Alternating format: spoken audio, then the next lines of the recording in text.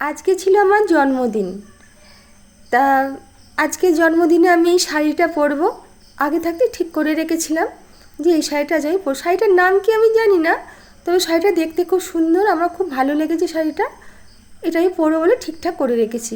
আমার শরীরটাও ভালো নয়, সর্দি কাশি আবার হয়েছে। যাই হোক, এই শাড়িটা আমি পরে রেডি হয়ে গেলাম। একদম রেডি হয়ে চেয়ারে বসে পড়েছি। যাই হোক, ভালোই লাগছিল, সবাই বলছিল। তারপরে দেখো কেক কেক এসে গেছে, তার সাথে ছিল মিষ্টি।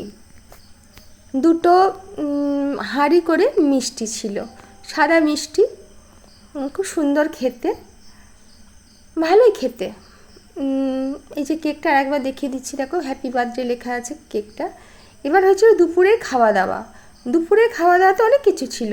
সাদা ভাত ছিল, তোমার রাইস ছিল, ভাজার মধ্যে আলু ভাজা, বেগুন ভাজা, পটল ভাজা, কুমড়ো ভাজা, তারপরে ছিল তোমার ভেটকি মাছের পাতুরি, ভেটকি মাছের একটা রেসিপি, একটা তো রুই মাছের একটা রেসিপি, তারপরে ছিল তোমার ভেজ ডাল, ঝিঙে আলু পোস্ত, এঁচোড়ের তরকারি, তারপরে স্যালাড,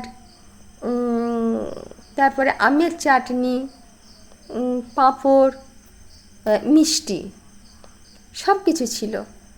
তা সব কিছু খাওয়া হলে শেষে খেতে বসে পড়লাম, খেয়ে নিলাম। ভালো লাগলে একটা সাবস্ক্রাইব করে দিও।